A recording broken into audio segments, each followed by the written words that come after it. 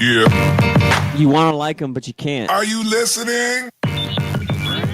What? Are you listening? Did you bring me on this show to insult me? Yeah. That's what I'm saying. That's what I'm trying to say. Yeah. Hey, y'all don't want it with us, man. We straight gangsters over here. Straight man. gangsters. Ah.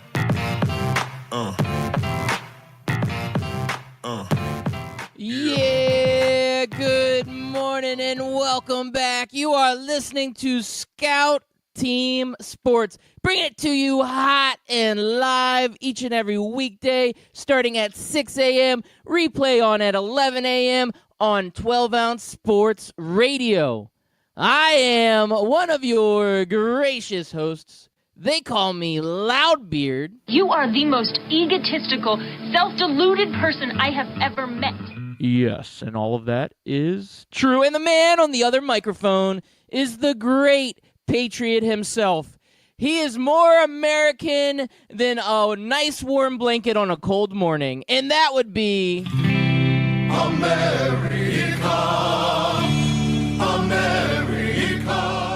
Yeah, it's your boy Chris America coming to you live this January, Joe Montana.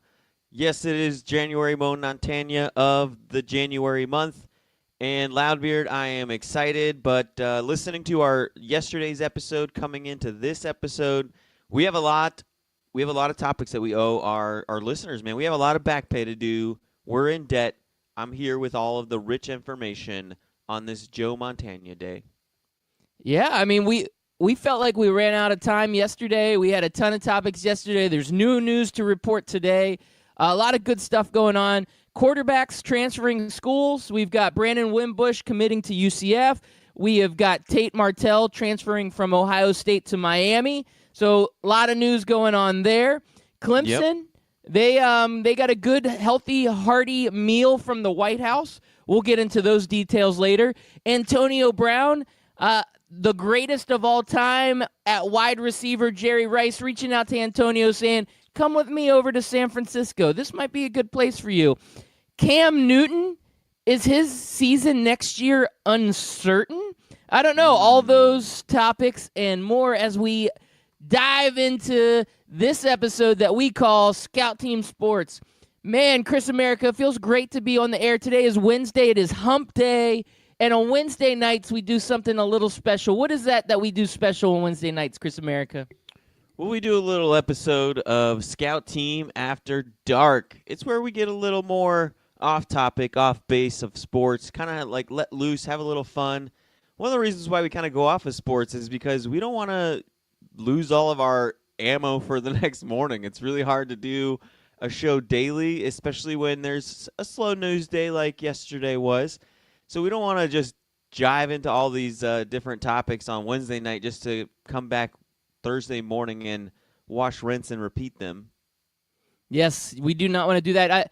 I do have good news for you. This is a quick tease, Chris America. I have a good interview. I've got a good interview lined up for tonight at 8 o'clock. Our show starts at 7:30. 8 o'clock, I got a good guest coming on. That means I got to do my hair, like put on makeup. I'll be ready. Yep, Thank you for the heads up. Make sure you put your Axe body spray on. Got to put my Axe body spray, man. And if they want to sponsor us, make sure you hit us up. Got to come fresh. Yep, they could hit us up at Scout Team Radio on Twitter. That's what we ask all of our listeners to do. We get interactive on Twitter. If you want to hit us up on the Twitter machine, just hit us up at Scout Team Radio. All right, I'm going to dive in first. The first topic I am going to get into, and I am a UCF alumni. I've been riding this train hard, but UCF gets a grad transfer in from Notre Dame, Brandon Wimbush. Brandon Wimbush at Notre Dame, his record was 12-3, a very fast running type quarterback.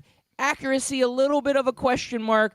His arm, it's very strong, but sometimes the passing percentage was a little bit lower than desired, but this guy could run. Chris America, I'm excited about this. What do you feel like? Do you feel like this was a good move for both Brandon Wimbush and UCF? Well, you just described DJ Mack, did you not? Absolutely. So Daryl Mack, he's everything you just described, but the good news is that definitely adds depth, that adds some more game experience, which, Daryl Mack was missing. He played, 3 games last season? Yep, started 3 games. So one was just a kind of a throwout game against ECU, but then he did gain a ton of experience playing in 2 championship-type games with the AAC championship game against Memphis and then a bowl game, which that was basically LSU's national championship. Beating UCF is about as good as it's going to get for LSU for a very long time. So, they were coming at UCF very hard and very fast. They wanted to be the first team to knock UCF off in the last 2 years. So he's kind of been thrown into the fire per se. But Wimbush, 12-3 at Notre Dame, going up against a lot of really good competition. He played against FSU last year. I'm not sure when he got pulled, if he played in that Michigan game or not, but he did. I'm pretty sure he played against Michigan. Yeah, he helped them win that Michigan game, by the way. Just saying, without him, I don't believe they win that game, just because he's dynamic and defenses struggle against that running quarterback. So my other hesitation, and I don't want to be Debbie Downer. I know you're excited as a UCF fan, but my only last hesitation is that the last 2 Notre Dame transfers to come into the league, to come to Florida, was it? I can't remember his first name, but it was like Golston at FSU. Yeah, Everett Golston and your guy at Florida. Yeah, down at Florida. They didn't work out so good. They were hot garbage. I'm not saying that Wimbush is going to be the same, but just be cautiously optimistic. Now, what to be excited about and what this really means for UCF in the grand scheme of things is that UCF truly is a powerhouse to be reckoned with in college football, and they showed it by getting a big name transfer from a big name school like Notre Dame. He could have gone anywhere in the country. He could have gone to Arkansas. He could have gone to Auburn. He could have gone to West Virginia. Those are all teams looking for quarterbacks that need a spread option quarterback, and he didn't go to any of those schools. He went to UCF, and if this was 4 years ago or 3 years ago, I don't think he's going to UCF. Oh, absolutely not. I am with you. This looks good for the program, but this is also good for the young man because he is looking at his final year of eligibility as a quarterback in college football. And what you want to do with your final year of eligibility is showcase yourself as best as possible so that you either finish out your career on top or you get yourself prepared for that next level. And if he has any hopes of getting drafted or getting up to that next level in the NFL, he has to have a monster season. And the best way to do that is to jump on the train of a fast, exciting offense that honestly right now is in the national spotlight. Even though it's not a Power 5 program, because of all the noise that UCF has made over the last couple years, this program is in the spotlight. Brandon Wimbush knows that he is going to get plenty of exposure. People are going to see what he can do. And if he can run this offense as well as it has been run the last couple years under Milton and under Daryl Mack, then he knows that he will get some calls from NFL scouts and he will get looked at. And this is just, to me, it's a win-win. Now, I'm with you. I'm going to try to curb some of my enthusiasm, and I'm going to look at this as a great way to add depth and add opportunities for this quarterback crew right here at UCF. Yeah. You know, Mackenzie Milton goes down with that devastating injury, and Daryl Mack, a freshman, comes in and has to lead this team, and he does a pretty good job, struggled against that very, very tough LSU defense. So now the team is saying, all right, well, let's make a competition. Let's bring somebody else in. You bring a guy that has starting experience, that has played against tough opponents, a guy that's played up against that tough Michigan defense. At least we thought it was tough at the beginning of the year. It was a little bit different towards the end of the year, but for the most part, that was a very good Michigan defense. And this is a guy that has experience against some tough programs and has wins under his belt, knows how to win games. So you bring him in and you compete with the young Daryl Mack, and you hope that Mackenzie Milton comes back at some point, whether it's some point next year or the year after. if it's the year after, then next year we're just talking about really Darryl Mack and Brandon Wimbush. But that competition, we see who's the best. We get the best player out there. And this seems like it's a win for UCF, and it seems like it's a win for Brandon Wimbush.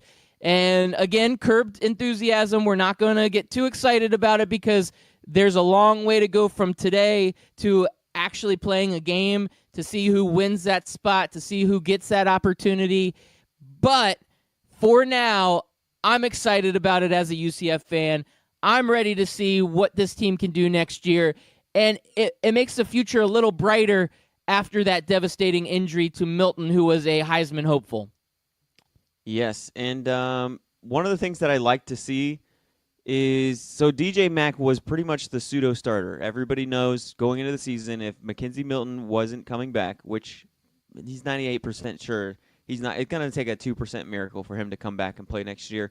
But he was supposed to be the starter, and then the Wimbush rumors started swirling around, and Heupel had no hesitation, it seemed like, and neither did Wimbush. You said yesterday before the end of the show that Wimbush was visiting, just to take a visit, and then by the end of the day, by like 4 o'clock, the news broke that Wimbush had committed. So it seemed like there was no hesitation on either UCF's part or Wimbush's part to commit to come here. And you have to assume, since it's a graduate transfer, he was told he has a great opportunity to start next year. Usually graduate transfers don't come in to go to another school if they're like, yeah, we think you might start. We might have some packages for you, but DJ Mack's our starter, so you can come to UCF if you want. No, that never happens. It's always I don't know if I'm not going to say there was a promise that, oh yeah, you're definitely going to start, but there was a, hey buddy, wink wink, it's a competition, wink wink, but we really, really like you, so come on down, and you have a very, very good shot at starting. So, but DJ Mack handled it in stride. When Wimbush announced on Instagram or Twitter or somewhere that he was committing or coming to UCF, DJ Mack was one of the first people to be like, welcome to the family. We can't wait to get you in the room. It's going to be exciting. Night Nation, hashtag let's do this, hashtag charge on, that kind of stuff. And I love seeing that from a player who basically just knows that he pretty much lost his starting job again, and he's going to wait another 3 seasons to start, basically, because it's going to go Wimbush, and then Mackenzie Milton's going to come back, and Mackenzie's going to take that spot. So I thought it was great to see DJ Mack welcome him to the team and everything else. Oh, absolutely. This was a good move. And I think both DJ Mack and Brandon Wimbush are both, I think, good teammates, right? Like, I don't think these are diva-type guys. I think they're both in it to see what's best for the team. And I think both of them are going to work hard. And that's a good place to be as a football program. That is absolutely a good place to be. Now, I'm going to move on from this, Chris Americas, because we got a lot of other topics to cover. Yeah. This I'm going to just go over kind of briefly because we're talking about college football quarterbacks transferring. But Ohio State's quarterback, Tate Martell, this guy was thought of pretty highly by Ohio State, but once they brought in transfer Justin Fields, things kind of took a turn for the worse because Martell saw the writing on the wall. So Tate Martell transfers from Ohio State, and he goes down to Miami. So people are loving to come to the state of Florida. Quarterbacks love to play in the state of Florida. If you lived in the state of Indiana and the state of Ohio and you had a chance to transfer, you spent a few winters up there, wouldn't like Miami and Orlando be 2 of your top locations you'd want to move to? Oh, 100%, man. I don't see why you wouldn't, because it is beautiful all year long. There's no snow. There's none of those like freezing cold below 0 days that people get every once in a while that make you feel like you're going to die in a huddled up mess in the corner of your house. So, like yeah. DJ left south, or not DJ, but Wimbush left South Bend, Indiana, probably with 16-degree weather. Landed in Orlando yesterday where it was about 55, and somebody told him, hey, this is about as cold as it's going to get here. Yeah, this is our winter. Like, our high yesterday was like 61, and that's pretty much our average highs on a cold day. Don't worry, Wimbush. This weekend it'll be in the 80s. Absolutely. All right, so... Yeah. So, honestly, big get real quick for Miami. It seemed like the bottom was falling out. Tons of players were decommitting and transferring out of Miami. So Mark Richt, I think he saw the writing on the wall too. He said, for some reason I'm bringing this program down. I need to step aside. So he does, and then they bring in, what was it, Manny Diaz, I think is his name, from Temple, and things are starting to look a little bit better. When you pull in a big named quarterback, just like UCF did, it validifies your program. It validifies the coach as to what he's doing. And good for Miami Hurricanes. I think they needed that kind of news for those Miami Hurricane fans down there. No, absolutely. You know, Miami needs a little bit of hope because they've fallen a little bit into the cellar. I mean, we're not going to see out of this team that Miami of the 80s and 90s that was like that nasty Miami, that quarterback or the linebacker U, where, you know, guys like Ray Lewis were coming out of Miami. Man, and it seemed like they were everything U. Tight end U, linebacker U, cornerback, safety U. Like, you would just see a star in the NFL and you'd be like, where did that guy go to school? Oh, Miami. Wow, weird. Oh, yeah, Greg Olsen. Greg Olsen's a great tight end. Where did he go? Oh, he went to Miami. It's unbelievable the amount of talent that has come out of Miami, but they've fallen on rough times, and they've had some ups the last few years. Getting Mark Richt as a coach was kind of a big deal a few years back. We're thinking, okay, now Miami's moving in the right direction. They get ranked pretty high at some points in the season. Last year, the year before, there's the old Miami is back, and then all of a sudden they fall apart each season. It seems like Miami just needs to kind of regroup, get it together, and maybe Tate Martell could be that future for them. Hopefully he comes in and helps kind of transform that program into what it can be or what it was. Miami just needs to get an identity. I feel like they've lacked that identity, and I like the turnover chain. I thought that helped. I thought that brought a little bit of fun to that program. But again, every time they take a step forward, it seems like they take 2 steps back. So a good get for Miami. I think this is a great move. You know what also was a good get, Chris America? What's that? I think when Donald Trump drove up to McDonald's and then past Wendy's and then maybe picked up a little Domino's and Pizza Hut and then drove it back man. to the White House, and he thanked all of those Clemson Tigers for all of their great service in winning that national championship. This was kind of a bizarre story. This is a trying very to keep it bizarre out of the story. political spectrum. You know, I know there's the government shutdown. I know there's a lot of different perspectives, but this was kind of comical, just looking from the outside in and thinking, what is going on? Yeah, and then he bragged about how he paid for it with his own money. You're a billionaire, and you're going to brag about buying 4 for $4s from Wendy's? I don't know, man. It was just, you know what it reminded me of?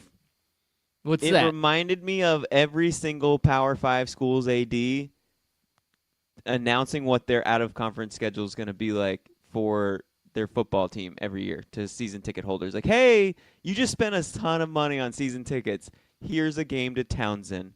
Please come and have fun. Yeah, I'm especially on the SEC side.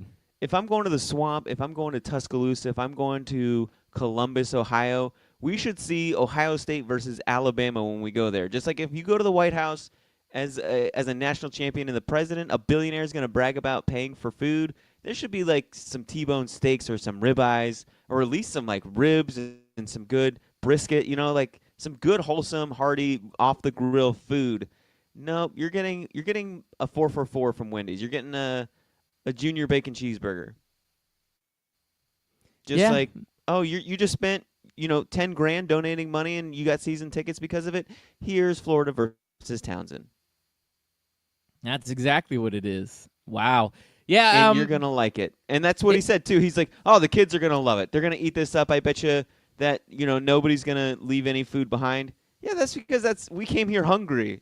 And we're not going to just snub our noses at McDonald's just because it's at the White House, but we're not going to be happy about it. We're going to be like, God, this really sucks, but I am hungry, so let me get that Big Mac. Just like we're hungry for college football. So when you give us Townsend, we're like, Townsend, that really sucks, but I'm hungry for college football, so I guess I'll eat it. Yeah, it was a bizarre because it was unorthodox. I don't think that has ever happened before. I guess the hasn't. thought process there is, I don't think they're Abe younger Lincoln- kids. They like that kind of food. I don't know. I can't defend it. I just wanted to bring it up because it was kind of a fun, interesting, bizarre, weirdo, anything you will kind of story. And that's the kind of stuff we like to bring up because we're the Scout team. You're Chris America. I'm Yeah. Loudbeard, and this Hey. is how we bring it. Yes. Hey, Loudbeard, you know what is great about going to the White House, though? Visiting the White House? What is that, sir? They have all the Dr. Peppers you can drink. Look at you. Impressions Yeah. today. You're the Yeah, man. master impersonator. Yeah, I love some Forrest Gump. Most quotable movie of all time. All right, Chris America. I'm going to go into some NFL action. We talked a lot Yes. about college football. I'm going to talk about some NFL, not actions per se, but some of the off-field shenanigans that are going on right now. I'm going to start with your Panthers quarterback. Yes. I'm thinking that you're probably in tune with this story, but I'm going to go ahead and just give the highlights here. Panthers owner, he says he has no idea if Cam's shoulder is going to need surgery. Team will keep their options open on treatment, and if the Panthers need to clear cap space, they will do so to add another quarterback. He says that if necessary, he could see a situation where if Cam needed to get his shoulder right and had to sit out next year, they would do that. He could see that happening. Wow, that's a lot to take in. I mean, we're talking a lot of what ifs, but is there a potential Cam Newton pulling an Andrew Luck where he has to sit out an entire season to get his arm right? Well, we did talk about that earlier about when Andrew Luck was surprised us all by having such a fantastic season. And I remember saying that Cam and Andrew had a similar shoulder injury, and one took the surgery and sat out for a year and a half, and the other one came back and tried to make it work for the last 2 years, and it just hasn't been working.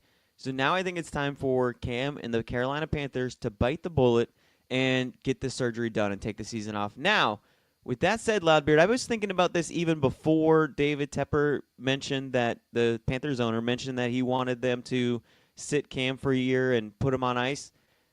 I think they need to call the Army and get a couple of tanks into Charlotte and start tanking next season. And here's what I hope happens. I am prepared to go through a 2-14 season, Loudbeard, if it means we get the number 1 overall pick and draft Tua Tagovailoa. I think it's time to not necessarily move on from Cam, but get that insurance policy. And there's no better insurance policy out of the draft that you're going to get after the next season than Tua Tagovailoa. Ooh, you're saying it as an insurance policy. I see where you're going with this, but this is what happens. We're going to call this the Peyton Manning, Andrew Luck scenario. Peyton Yes. Manning sat out a season to get himself or healthy, and then they or got the that Phillip- early draft pick, and they had to make a Yeah. choice. I think you have to make Yes. a choice. Or the Phillip Rivers, Drew Brees situation. Yes. Do you not- In 'cause both scenarios, Drew Brees had the shoulder thing going. and in both scenarios, the young quarterback that got drafted got the job, and they Yep. moved on from the elder statesman, if you will. And neither team really regretted it, I don't think. Yes, I agree with you. You say that, but both teams that moved on from quarterbacks did not have not one Super Bowl since. Yes. The quarterbacks that left have both won Super Bowls with their teams that they left for.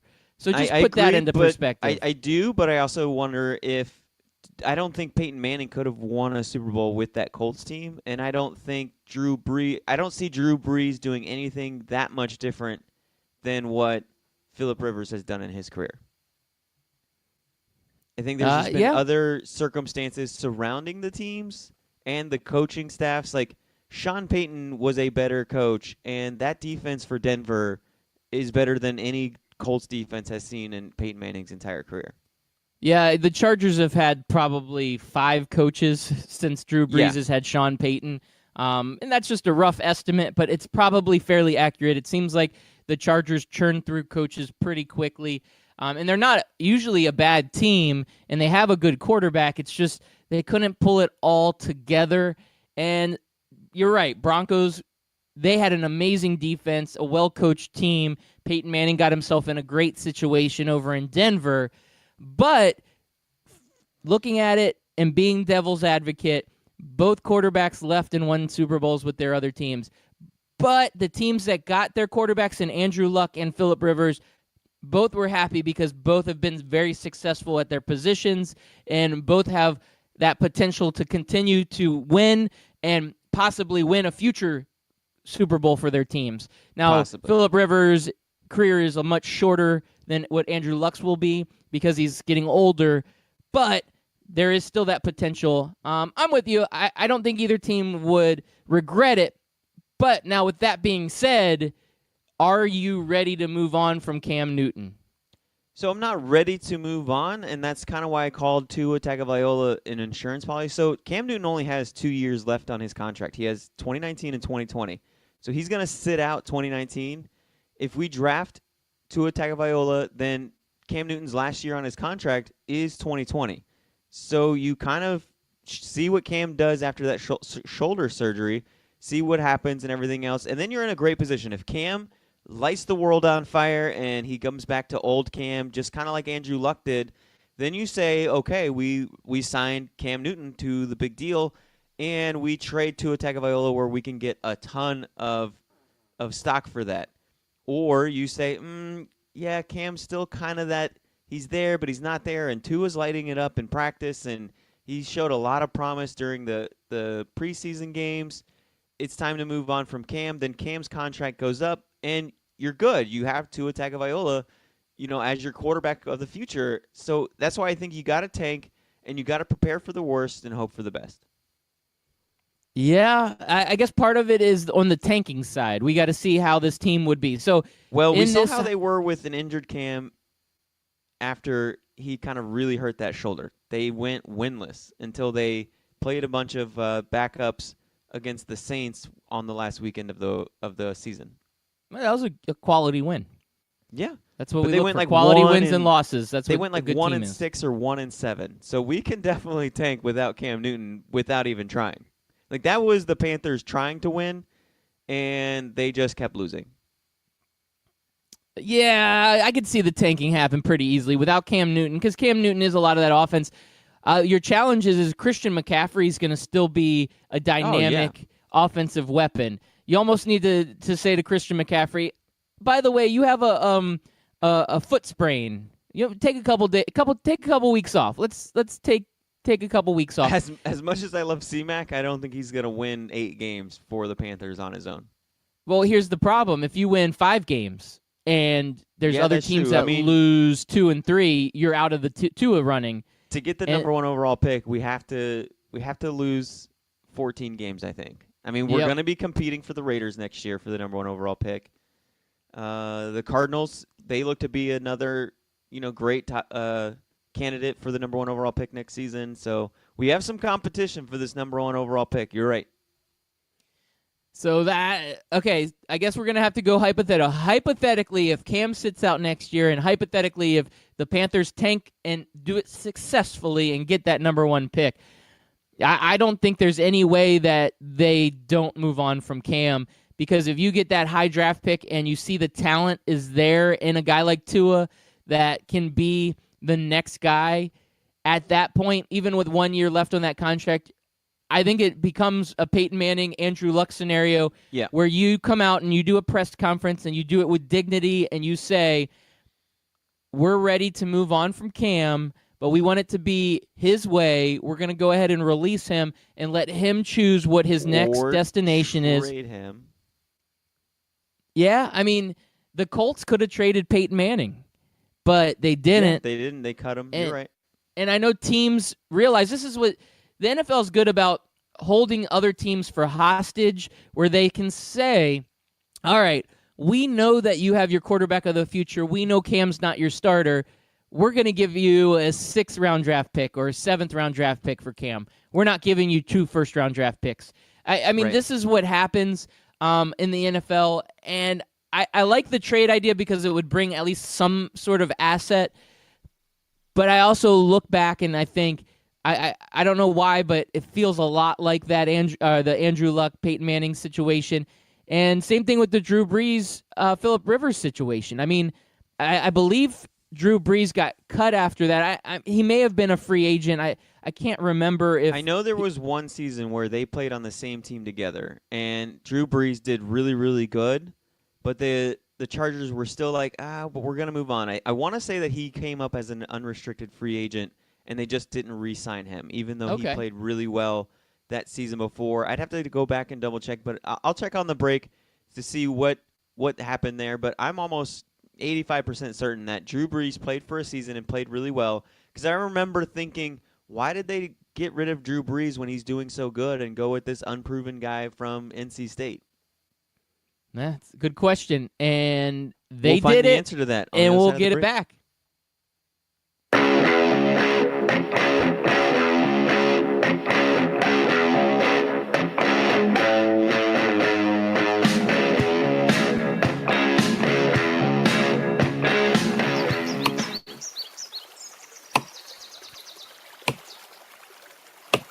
When I'm working hard, I build up a thirst for sports. That's when I grab a cold 12-ounce sports radio.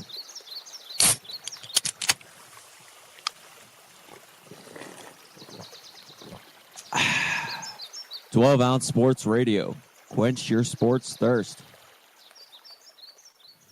Scout Team listeners and friends of the show, I've got something special for you. It looks like 12-Ounce Sports Radio has done it again.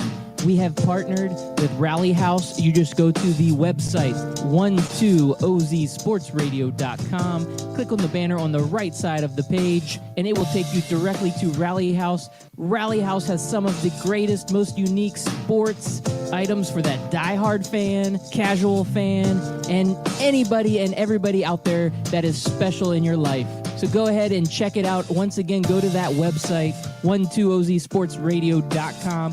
Click on the banner to the right of the page, and you will get taken to the best sports merchandise website on all of the interweb.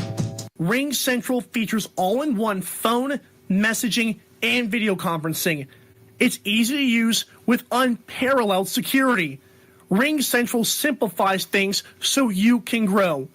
Call Ring Central to speak with a representative about a price for your growing business at 877-779-3860. Again, that's 877-779-3860.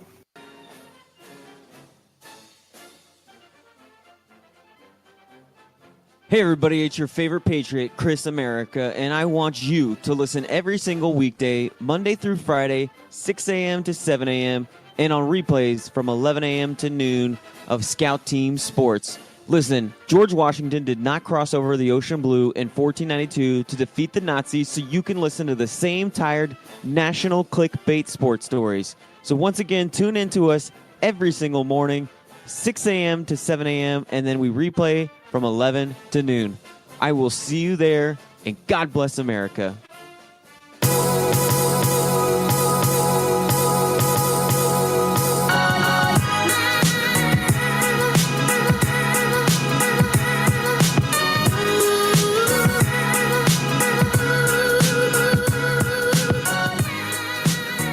Welcome back, and thank you for listening in. You have been listening to Scout Team Sports. He's Chris America. I'm Loudbeard. We bring it to you hot each and every weekday morning, 6 a.m., and replay on at 11 a.m. on 12-Ounce Sports Radio. You can listen to 12-Ounce Sports Radio on the TuneIn app. Just download TuneIn, search for the 12-Ounce Sports Radio station, or go to the website, 12ozsportsradio.com, 12ozsportsradio.com.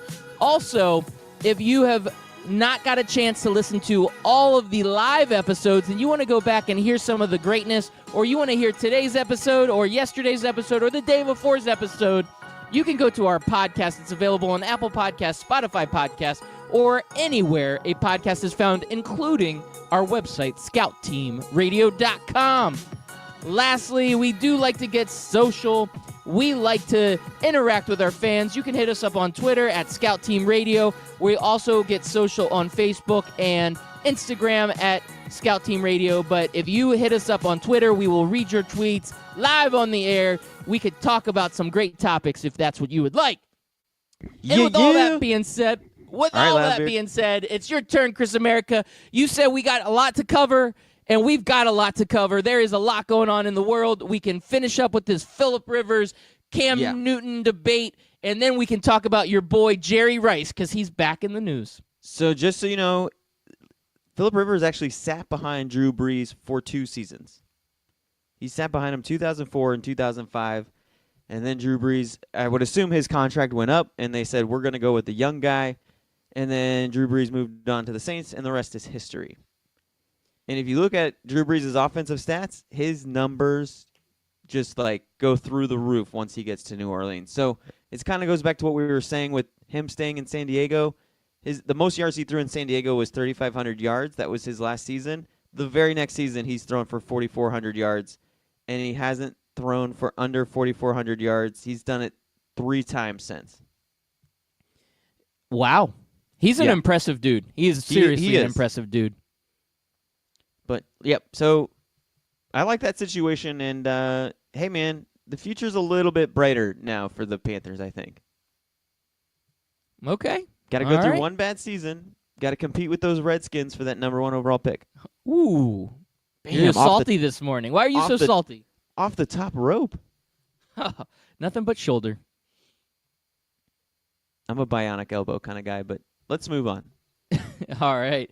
So Antonio Brown's future. There's a lot of things swirling around right now with Antonio Brown's future, but none are more pressing than what we heard from our good friend of the show, and that would be the great Jerry Rice. Yep. Jerry Rice has comments. What was he saying about Antonio Brown, Chris America?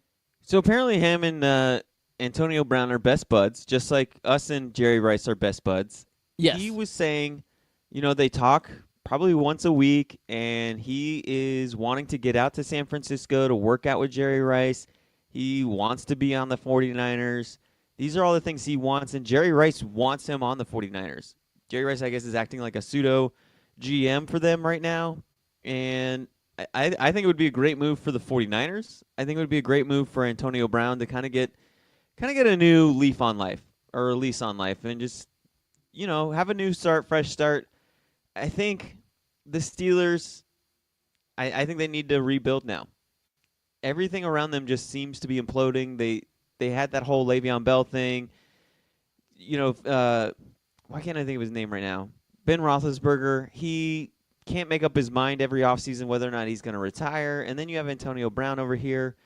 I think they need a new start. They need to kind of like let Juju Schuster-Smith, you mentioned him taking over as the team leader and wide receiver, and I think it's time to make it his team, or at least on the wide receiving side. Maybe they need to think about looking at quarterback this year. No, I don't think maybe. They definitely need to look at quarterback this year. Now, Juju comes out and he says, I want AB to stay. I want Antonio Brown to stay on this team. He makes me a better wide receiver. I don't want to see him go. Do you think that has any bearing onto the future of Antonio Brown? No, not really. Okay, I don't think so either. I think Antonio Brown's done. Now, James Harrison came out and made comments that he doesn't feel like the problems with Antonio Brown in Pittsburgh can be ironed out. He feels like this is a move-on scenario. And from everything that I've read and that I've seen, it sounds like Antonio Brown is ready to move on and just start fresh. Like you said, make a new leaf on a tree. I don't know what that means, but we're going to go with it. And I'm just kidding. Lease on life. We're going there, and he needs to start over. I think Antonio Brown would be great in San Francisco. Now, Bruce Arians, the now head coach of the Tampa Bay Bucks, he was Antonio Brown's offensive coordinator when Antonio Brown came into the league as a rookie. And Arians came out and said that Brown is a hard worker, and he's always had a great attitude. He said he's just gotten too much diva in him. When he was a rookie, he did not have that diva, and he was hungry, and he doesn't know what happened. But now Antonio Brown's just got a little too much diva in him. And I could say this, I agree with Arians. I don't remember Antonio Brown ever being a diva-type wide receiver until about 2.5 years ago. All of a sudden, he just got where he was flying helicopters in to land for spring for training, and he was just doing all kinds of just diva-ish things. He's wearing big fur coats at press conferences and just trying to be like a crazy guy, right? And none of that would have ever happened, 3, 4, 5 years ago. It was just recently. So once he became a diva, So that once now he all got- of a sudden it was once hard he got to a real work with him. contract, he started wearing expensive clothes. And to be honest with you, man, if I ever have money, I'm coming in somewhere in a helicopter. It's just gonna happen.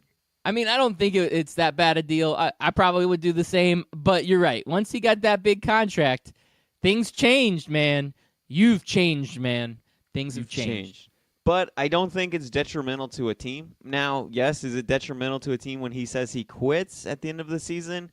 Yeah, you don't want to hear that, but you still roll the dice and you go with it, man. You need the talented players, especially a team like San Francisco and a coach like Shanahan. They've had 2 seasons there. There's been nothing but promise in San Francisco. We've been told, hey, this is the next team. They're on the rise. They're doing lots of good work over there, but it hasn't transpired yet to the field now, has it? It has not, and there's been some misfortune. Jimmy Yep, they've G had going out with an injuries. injury. Jarek McKinnon, who was their starting running back, he goes out with an injury, and that's tough. I mean, it's tough Yeah. for a team to succeed. A newer coach. They were at the bottom of the league for a while. That's tough. I mean, you're right. Tons of promise. Tons of promise. Now, I'm not saying let's fire Shanahan or move on from him, but you got to think he can only do 2 more seasons of this, don't you think? I mean, NFL coaches don't last long going 4 wins, 5 wins every season. No, they don't. You can go 8-8 every year, but you can't go 4 or 5 wins. Yeah, this is a do or die season, I think, for Shanahan. I don't know he about does- next season. It depends on what they get and how well or bad they do. I mean, this is season 3. To me, season 3, you've got to see progress. Oh, I agree. But Now, if there's some devastating injuries, like Jimmy G doesn't come back, sometimes the ownership gives them an extra break just Right. because they understand the circumstances around it. But if everybody's healthy, for the most part, you're always going to have some injuries. But if Yeah. all the main players stay healthy enough and they bring in a guy like Antonio Brown, there's going to be an expectation that is higher than a 4 to 5 win season.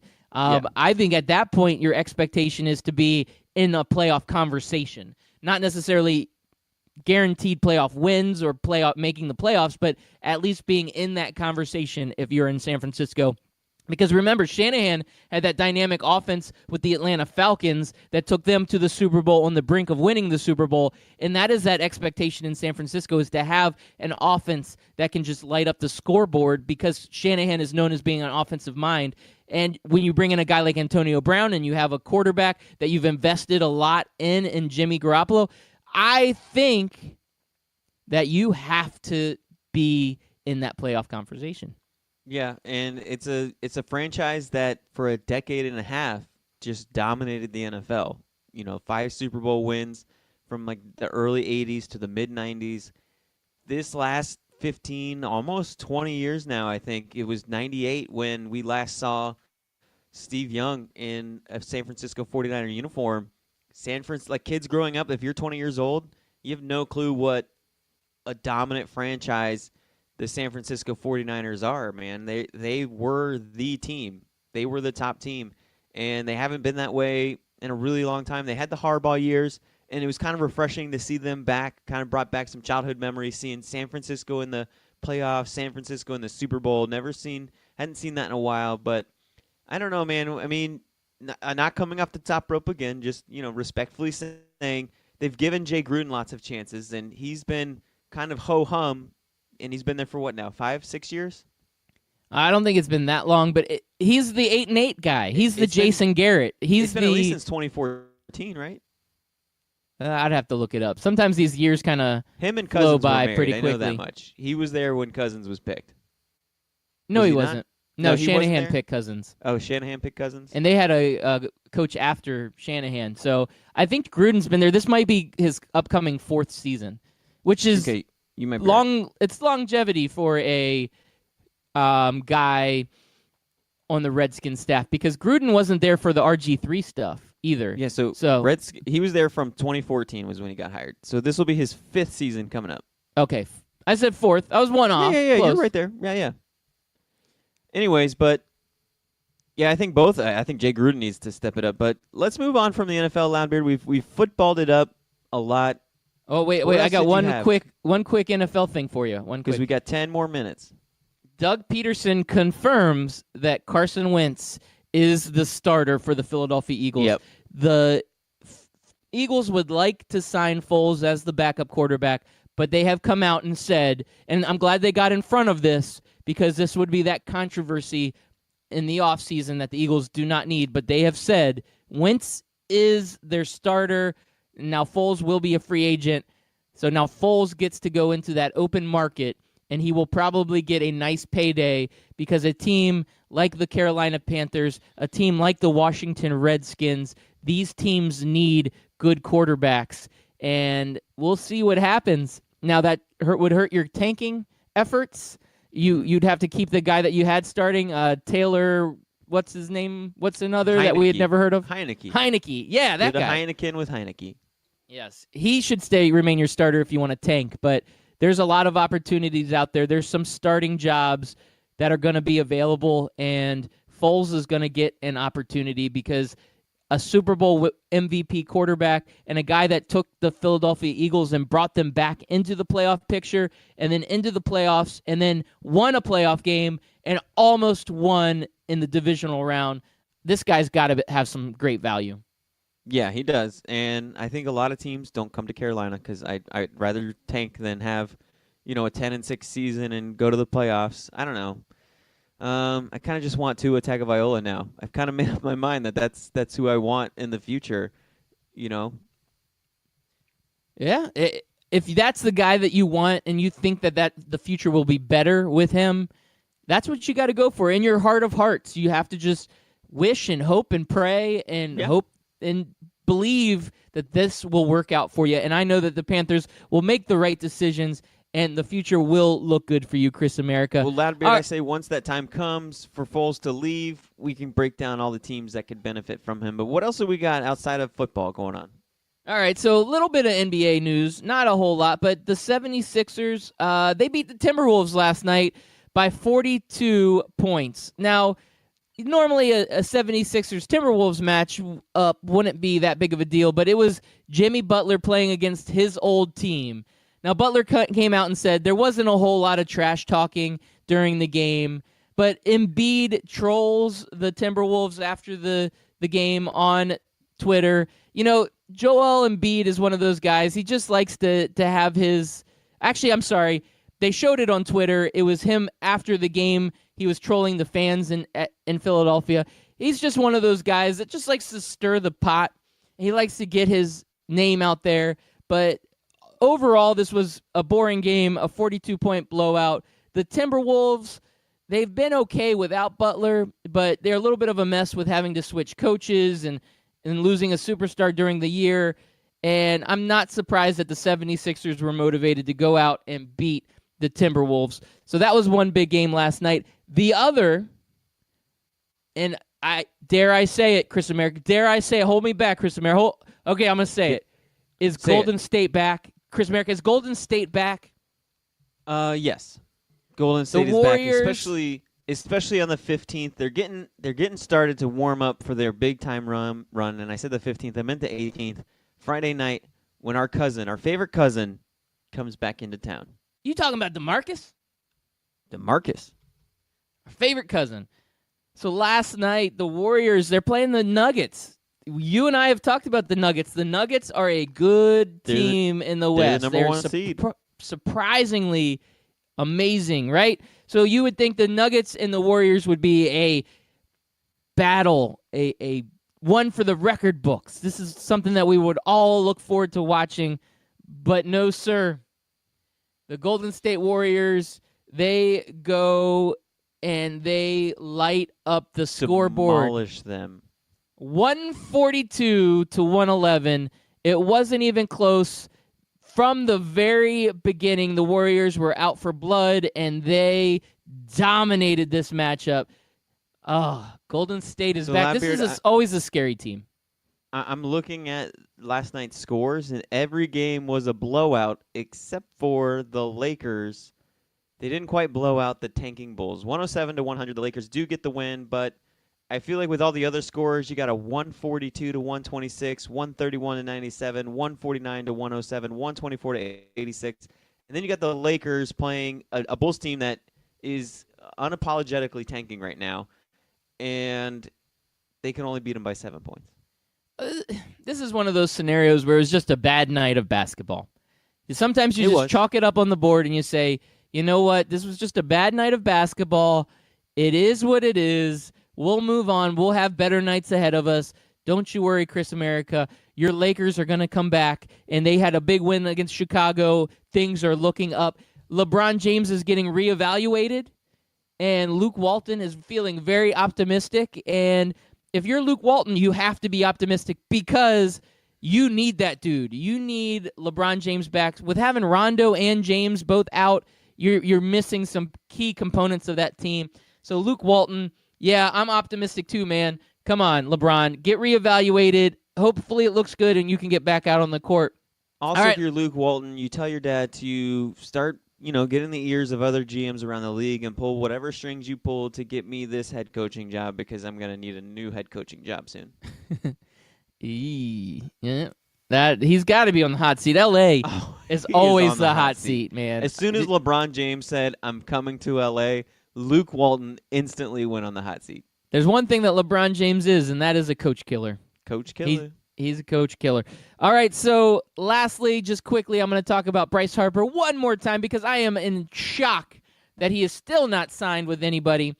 Now, the Phillies emerged. Now, I talked earlier, I believe it was later last week. So later last week, I talked about how it was emerged that the Nationals were the front runner. Well, now this week, the Phillies come in and they emerge as the front runner. I don't know what's going on. I don't know if these teams are battling over it or if it's just news to be thrown out there. Bryce Harper is still on that open market. Now, Cubs coach, manager, GM, whatever, Joe Madden, the man that we loved from Tampa Bay that is up in Chicago, he says there is not a chance or it's not going to happen that the Cubs land Harper. So we're going to say the Cubs are out of it.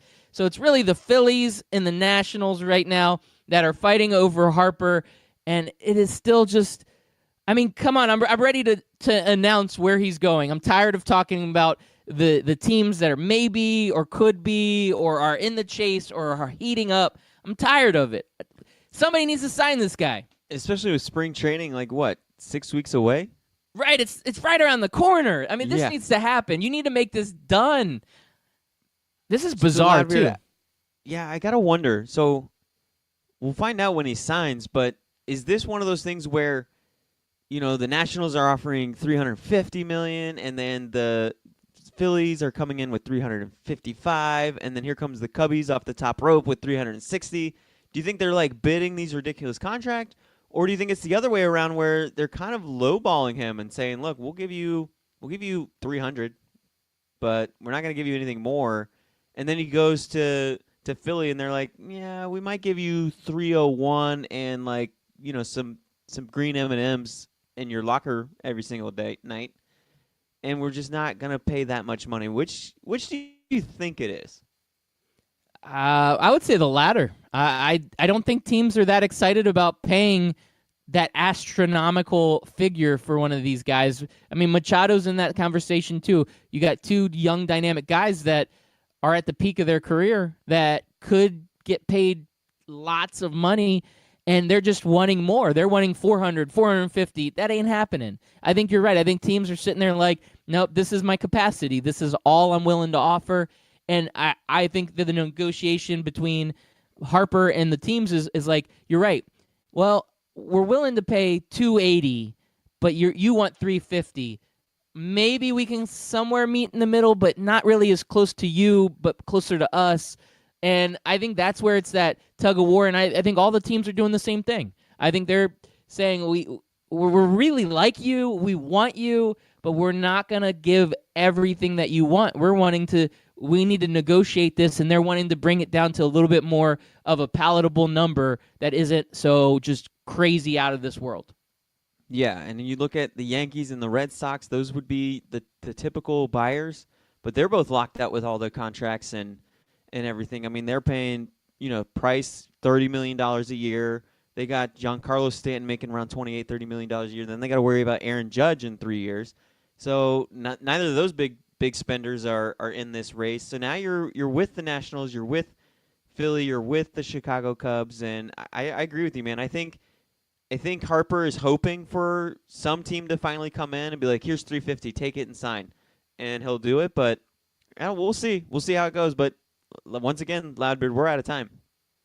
It goes so quick, Chris America. I enjoy these mornings that we spend together. Why don't you tell our listeners where they can find us and send us off in good fashion?